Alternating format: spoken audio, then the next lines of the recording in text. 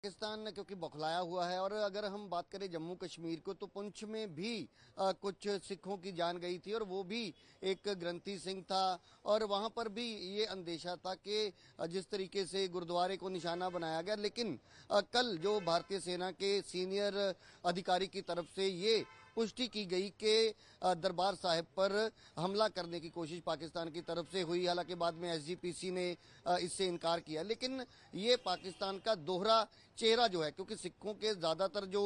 धार्मिक स्थल हैं वो पाकिस्तान में है। श्री गुरु नानक देव जी का जो जन्म स्थल है वो भी वहां पर है। करतारपुर साहिब कॉरिडोर बनाया गया इसी के लिए कि ज्यादा से ज्यादा सिख श्रद्धालु जो हैं वहां पर दर्शन करने के लिए जा सके। तो पाकिस्तान का जो दोहरा चेहरा मैं बात कर रहा हूं, तो जब सिख श्रद्धालु अलग अलग समय पर जत्थे जाते हैं, वहां पर एक तरफ तो उनका गर्मजोशी से स्वागत किया जाता है और उन्हें ये बताने की कोशिश की जाती है कि सबसे अच्छे दोस्त और भाई उनके वही हैं, लेकिन दूसरी तरफ सिखों का सबसे सर्वोच्च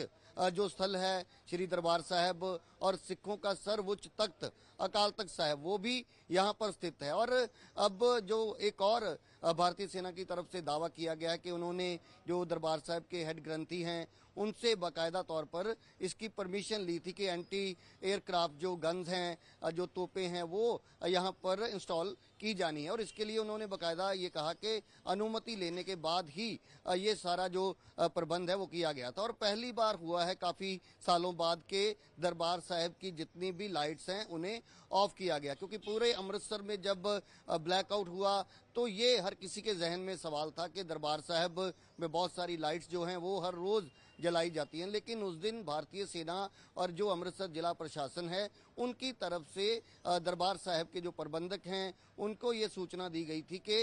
इस तरीके का कोई अंदेशा जो है कि टारगेट किया जा सकता है, इसलिए लाइट्स जो हैं वो ऑफ करनी पड़ेगी। और बाद में ऑफ हुई भी। लेकिन अब एक बड़ा सवाल खड़ा हो रहा है कि पाकिस्तान की तरफ से, क्योंकि पूरा जो बॉर्डर का इलाका है, अगर अमृतसर की बात करें तो महज यहाँ से जो है 30-40 किलोमीटर लाहौर है, अटारी वाघा सरहद है, वहां पर रिट्रीट सेरेमनी हालांकि दोबारा से आज शुरू होने जा रही है। तो हालात धीरे धीरे बेहतर जरूर होते हुए नजर आ रहे हैं, लेकिन जैसे जैसे